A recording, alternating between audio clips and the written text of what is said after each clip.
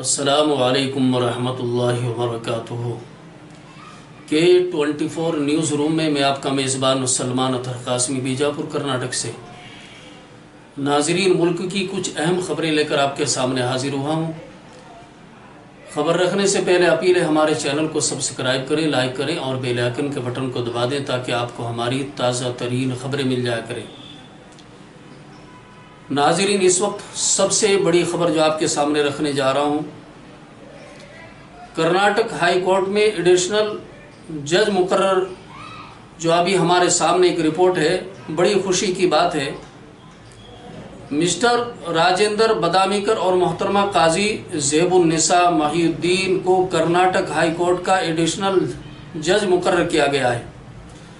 कानून और इंसाफ की वजारत की तरफ से मंगल को जारी एक नोटिफिकेशन के मुताबिक सदर रामनाथ कोविंद ने आइन के आर्टिकल 224 की शर्त के तहत हासिल इख्तियारात का इस्तेमाल करते हुए मिस्टर बदामीकर और मोहतरमा महिउद्दीन को कर्नाटक हाई कोर्ट का एडिशनल जज मुकर्रर किया है।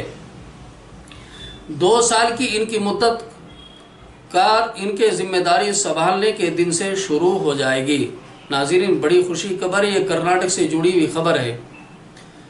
और अगली खबर नाज़रीन जो मैं आपके सामने रखने जा रहा हूँ, बड़ी राहत, बड़ी खुशी की खबर है। लेकिन खुशी की खबर से पहले ज़रूरी समझता हूँ कि इस वक्त पूरे मुल्क के अंदर दोबारा कोरोना वायरस का यानी कोविड-19 का जो मामला चालू हुआ है असर-ए-नू, और जगह जगह पर मरीज़ निकल रहे हैं।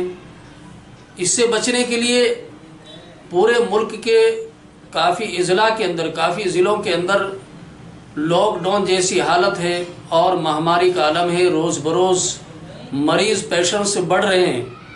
नाज़रीन, हम अपने चैनल के माध्यम से आपको ये ज़रूर बताना चाहते हैं कि एहतियाती तदाबीर इस्तेमाल करें, परहेज़ करें, ज़रूरी है।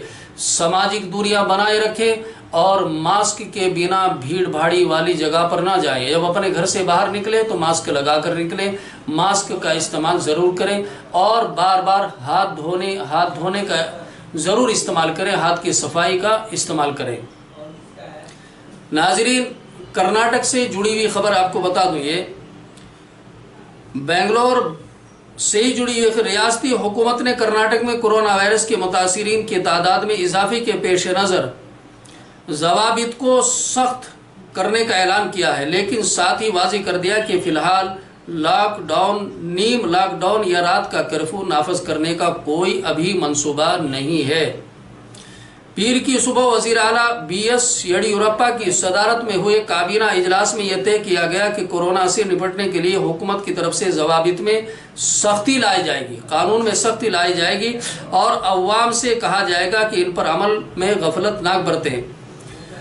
आपकी मालूमात के लिए बता दूं नाज़रीन, जो मेरे सामने अभी रिपोर्ट है, वज़ीर सेहत डॉक्टर सदाकर ने काबीना इजलास के बाद तफसीलात देते हुए बताया कि काबीना इजलास में जुज़वी लॉकडाउन या रात के कर्फ्यू के निफाज की तजवीज़ ज़रूर पेश की गई है, लेकिन वज़ीर आला येडियुरप्पा ने इसे मंजूर नहीं किया है और उन्होंने कहा कि फ़िलवक्त लॉकडाउन ना किया जाएगा, बल्कि ज़वाबित और मज़ीद सख्त करने अवाम से कहा जाएगा कि इस पर अमल करें। उन्होंने कहा कि मीटिंग के दौरान ये जायज़ा बिल्कुल लिया गया है।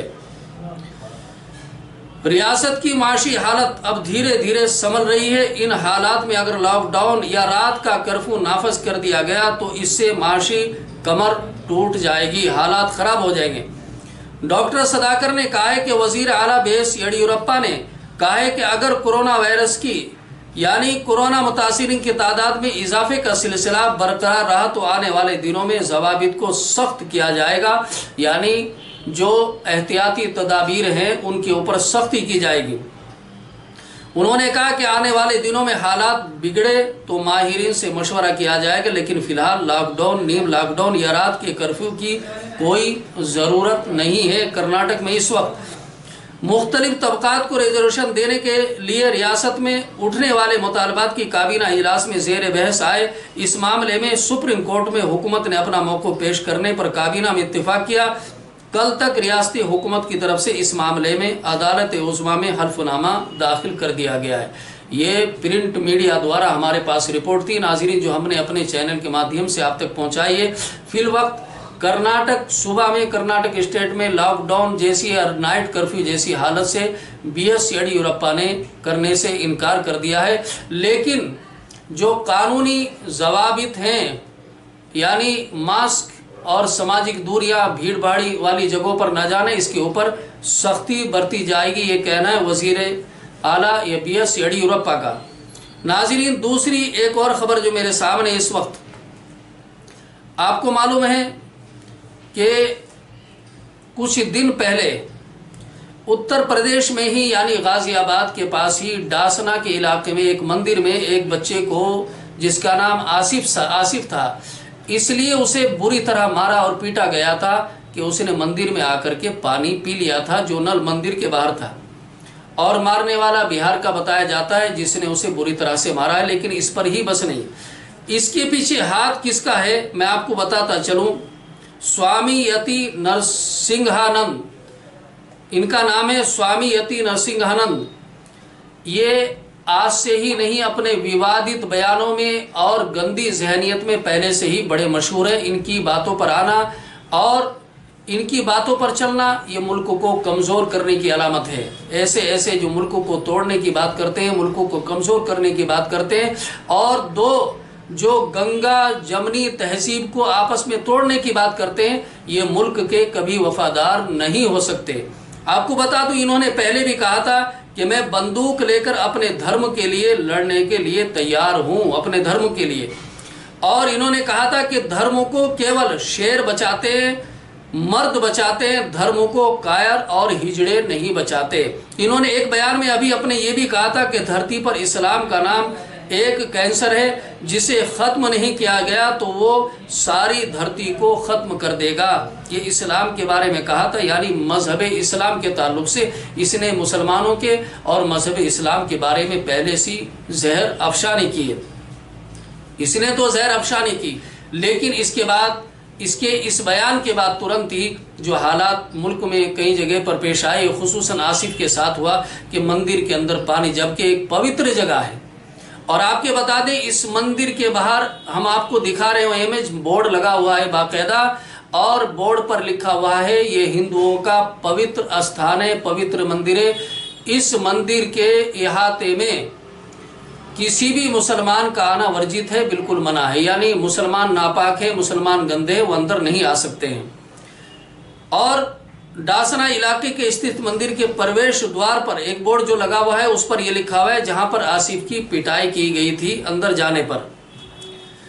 आपको बता दूं, मंदिर प्रशासन का कहना है कि वे किसी भी कीमत पर इस बोर्ड को नहीं हटाएंगे। ये बोर्ड जब 10 साल पहले लगाया गया था, उस समय प्रदेश में बसपा की सरकार थी, यानी बीजेपी ने भी इस मामले से अपने हाथ पूरी तरह से धो लिए। ये कोई भी हो, नरसिंहानंद का जो प्रभाव और नफरत का माहौल फैलाने की जो दावत दे रहे हैं स्वामी जी, ये कोई भी हो, लेकिन मुल्क के अंदर इस तरह का माहौल पैदा करना और दो समुदाय के बीच, दो धर्मों के बीच गंगा जमनी तहजीब को मिटाना, ये बुरी बात है, ऐसा नहीं करना चाहिए और इनकी इन बातों पर आना बुरा है। नाज़रीन, आगे चल के एक खबर और मैं आपके सामने रखने जा रहा हूं, जो हमारे सामने 15 मार्च को सामने आई थी। और ये एक खबर नहीं है, जो एक युवक को देखा कि बुर्का पहन करके घूम रहा था, और बुर्का पहन करके घूम रहा है युवक, लोगों ने पकड़ा और पीटा उसे फिर, और पीटने के बाद सर्कल पर जो पुलिस खड़ी थी, पुलिस ने फौरन दखल दे करके उस युवक की जान बचाई। और आपकी बता दूं, नीमताल क्षेत्र में सोमवार को लोगों ने एक युवक को पकड़ा जो बुर्का पहने हुए घूम रहा था। लोगों ने उसे संदिग्ध मानते हुए नीमताल चौराहे के पास पकड़ लिया और उसकी पिटाई भी की, लेकिन चौराहे पर खड़ी हुई पुलिस ने फौरन उसे बचा लिया और पुलिस स्टेशन पहुंचा दिया, उसे गिरफ्तार कर लिया। यानी ये समझ में नहीं आता, कभी बुर्का पहन करके घूमना, महिलाओं के बीच में जाना, यानी जैसे कि पहले एनआरसी का मसला दिल्ली में चल रहा, शाहीन बाग वहां पर पहुंचा था एक युवक, और एक ऐसे भी युवक को पकड़ा गया जो बुर्का पहने हथियार लेकर के घूम रहा है। अब इन साहिब को पकड़ा, ये बुर्का पहने हुए घूम रहे थे। ये बुर्का पहन करके करना क्या चाहते हैं? इनके अंदर ऐसी कौन सी चीज़ है जो बुर्का किसी महिला को कोई नुकसान पहुंचाना चाहते? ज़रूरी है, मैं आपको बता देता हूं, हमारे घरों के पास कहीं पर भी, किसी जगह पर भी, आपको ये पहले बताता चलूं कि अगर कोई हाथ फैला करके हमारे घर के पास में आए और वो भीख मांग रहा हो, खाना मांग रहा हो, तो उसका कोई मजहब ना देखें, वो हिंदू है, मुसलमान है, सिख है, ईसाई है। अगर बाहर खड़ा हो कि अल्लाह के नाम पे सवाल करता है, भगवान के नाम पे वो सवाल कर रहा है, तो उसे खाने को भी दो, पैसे दो, लेकिन घर की अंदर की एंट्री ना करें। किस लिए कि आजकल लिबास उतार करके दूसरे लिबास पहन करके हाजिर होते हैं। अभी एक जगह हमारे सामने वीडियो आया था कि सर पर अमामे हैं, टोपियां हैं और कपड़े पहने हुए